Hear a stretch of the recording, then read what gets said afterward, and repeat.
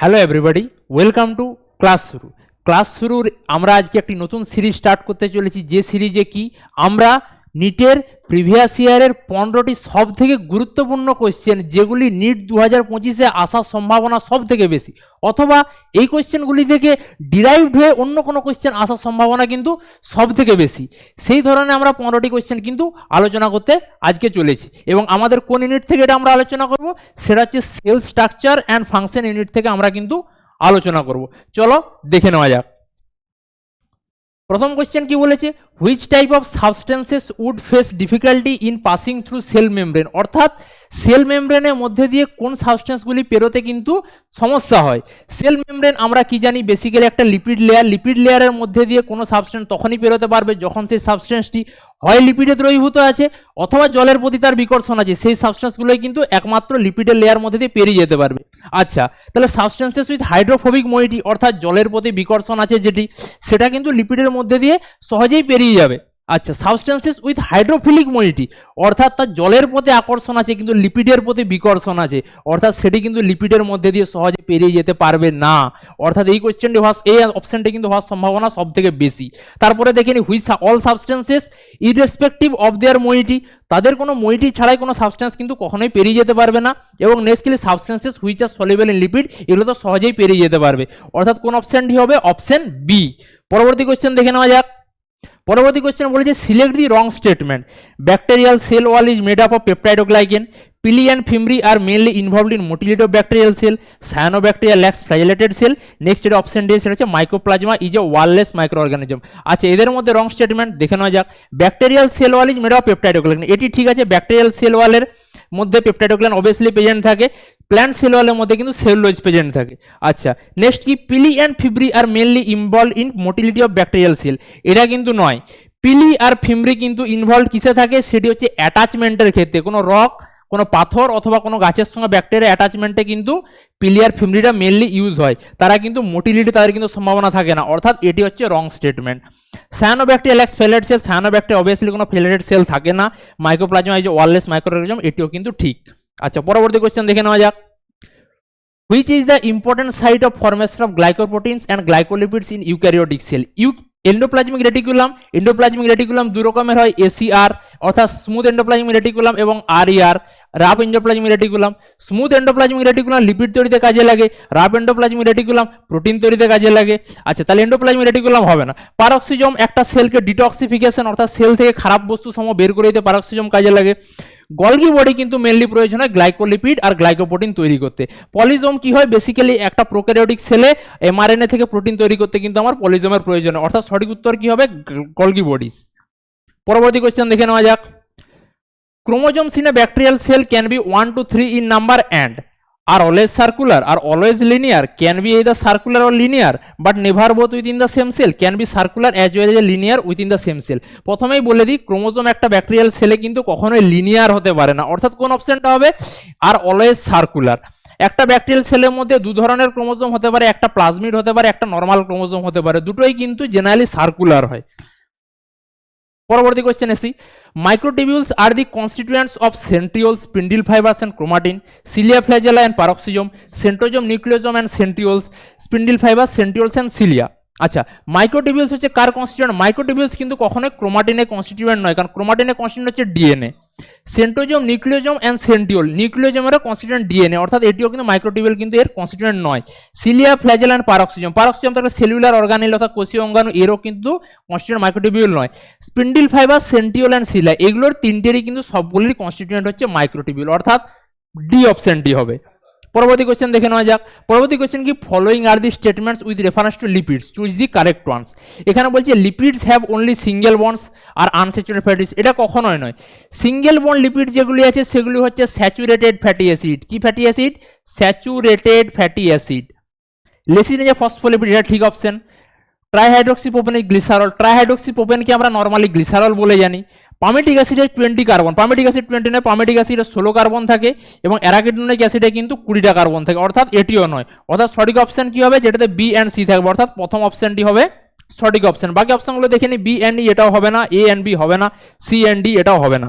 আচ্ছা, পরবর্তী কোয়েশ্চেন দেখে নেওয়া যাক। হুইচ অফ দ্য ফলোইং যে basic amino acid, glutamic acid হচ্ছে একটি অ্যাসিডিক অ্যামাইনো অ্যাসিড, অর্থাৎ এটি হবে না, এটা হবে না। লাইসিন হচ্ছে basic amino acid, lysine basic amino acid, অতএব এটি হবে। Sistine acidic amino acid. Valine কি, ভ্যালিন হচ্ছে নিউট্রাল অ্যামাইনো অ্যাসিড, অতএব সঠিক অপশন কি হবে, সঠিক অপশন হবে হচ্ছে লাইসিন। তাহলে পরবর্তী কোশ্চেন দেখে নেওয়া যাক। পরবর্তী কোশ্চেন বলছে হুইচ অফ দ্য ফলোইং যে বেসিক অ্যামাইনো অ্যাসিড, অপশন কি কি আছে, glutamic acid, lysine, cysteine, valine. এদের মধ্যে গ্লুটামিক অ্যাসিড কিন্তু অ্যাসিডিক অ্যামাইনো অ্যাসিড, লাইসিন কি, এটা কিন্তু basic amino acid lysine. Cysteine acidic amino acid, valine কিন্তু নিউট্রাল অ্যামাইনো অ্যাসিড, অর্থাৎ সঠিক অপশন কি হবে, সঠিক অপশন হবে লাইসিন। পরবর্তী কোশ্চেন দেখে নেওয়া যাক। পরবর্তী কোশ্চেন বলছি কনক্যানাভ্যালিন এ। আচ্ছা, কনক্যানাভ্যালিন এ বেসিক্যালি কিন্তু একটা সেকেন্ডারি মেটাবোলাইট। সেকেন্ডারি মেটাবোলাইট সেই সমস্ত মেটাবোলাইট যে সমস্ত মেটাবোলাইট আমাদের বডিতে ডাইরেক্টলি কিন্তু আমাদের বডির গ্রোথে তার প্রয়োজন কিন্তু হয় না।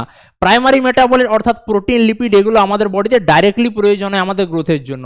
সেকেন্ডারি মেটাবোলাইট কিন্তু ডাইরেক্টলি প্রয়োজন হয় না। এদের মধ্যে কনক্যানাভ্যালিন হে হচ্ছে এক প্রকারের ল্যাকটিন। বাকিগুলি যদি আমরা দেখতে যাই তাহলে আমরা দেখে নেব যে পিগমেন্ট কি কি হতে পারে। পিগমেন্ট হতে পারে ক্যারোটিনয়েড, অ্যান্থ্রোসায়ানিন, সে সমস্ত পিগমেন্ট হতে পারে। অ্যালকালয়েড কি হতে পারে, মরফিন, কোডেইন, এই সমস্ত হতে পারে। এসেন্সিয়াল অয়েল কি কি হতে পারে, লেমন অয়েল, গ্রাস অয়েল, এই সমস্ত হতে পারে। লেকটিন কি, লেকটিন হচ্ছে কনক্যানাভ্যালিন এ, অর্থাৎ সঠিক অপশন কি হবে, লেকটিন। পরবর্তী কোশ্চেনে দেখে নেওয়া যাক। Which of the following describes the given graph correctly, অর্থাৎ এই গ্রাফটিকে কোন অপশনটি সঠিকভাবে ডেসক্রাইব করতে অর্থাৎ বিবরণ দিতে পারছে। আচ্ছা, এই গ্রাফটি যদি আমি দেখে নিই তাহলে এই গ্রাফটিতে এনজাইম সহযোগে, এই গ্রাফটিতে এনজাইম সহযোগে একটা সাবস্ট্রেটকে প্রোডাক্টে কনভার্ট করতে কি দেখছি আমরা, অ্যাক্টিভেশন এনার্জি কিন্তু কম প্রয়োজন হচ্ছে, অ্যাক্টিভেশন এনার্জি কম প্রয়োজন হচ্ছে। আচ্ছা, এনজাইম ছাড়া অ্যাক্টিভেশন এনার্জি বেশি প্রয়োজন হচ্ছে। এনজাইম সহযোগে সাবস্ট্রেট কি দেখছি আমরা, সাবস্ট্রেট থেকে প্রোডাক্ট কিন্তু গ্রাফ অনুযায়ী নিচে আছে, অর্থাৎ কি সাবস্ট্রেটে জাস্ট কেবলমাত্র এনজাইম অ্যাড করলেই সেটা কিসে কনভার্ট হয়ে যাচ্ছে, প্রোডাক্টে কনভার্ট হয়ে যাচ্ছে। এক্ষেত্রে বাইরে থেকে কিন্তু কোনো তাপ দেওয়ার প্রয়োজন পড়ছে না, উপরন্তু কি হচ্ছে না, সাবস্ট্রেট থেকে প্রোডাক্টে কনভার্ট হতে গিয়ে এনার্জি প্রোভাইড করছে, অর্থাৎ এক্সোথার্মিক রিঅ্যাকশন যদি এনজাইম প্রেজেন্স থাকে। তাহলে সঠিক উত্তর কোনটি হবে, সঠিক উত্তর হবে হচ্ছে exothermic reaction with energy A in presence of enzyme and B in absence of enzyme. পরবর্তী কোশ্চেনটা দেখে নেওয়া যাক। পরবর্তী কোশ্চেন হচ্ছে in the enzyme which catalyses the breakdown of H2O2 to H2O plus O2, অর্থাৎ কোন এনজাইমটি পারঅক্সিডেজের ব্রেকডাউন করতে কিন্তু হেল্প করে। আচ্ছা, কোন এনজাইমটা হেল্প করে, এনজাইম হেল্প করে হচ্ছে পারঅক্সিডেজ। কোন এনজাইমটা হেল্প করে, পারঅক্সিডেজ। এবং সে পারঅক্সিডেজের কি চাইছে, প্রস্থেটিক গ্রুপ চাইছে। পারঅক্সিডেজ কি চাইছে, প্রস্থেটিক গ্রুপ। আচ্ছা, এগুলোর মধ্যে একমাত্র প্রস্থেটিক গ্রুপ হচ্ছে হেম, বাকি নিকোটিনামাইড, অ্যাডেন, ডাইনিক্লোরাইড এটাও কিন্তু কোএনজাইম। জিঙ্ক হচ্ছে একটা মেটাল আয়ন, আবার নিয়াসিনও কিন্তু একটা কোএনজাইম, অর্থাৎ এগুলো অপশন কিন্তু হতে পারে না। পারঅক্সিডেজের সঙ্গে হেম যদি তুমি অ্যাড করো তাহলে কি হবে, সেটা কিন্তু এই রিঅ্যাকশনটাই ক্যাটালাইজ করতে আলটিমেটলি পারবে।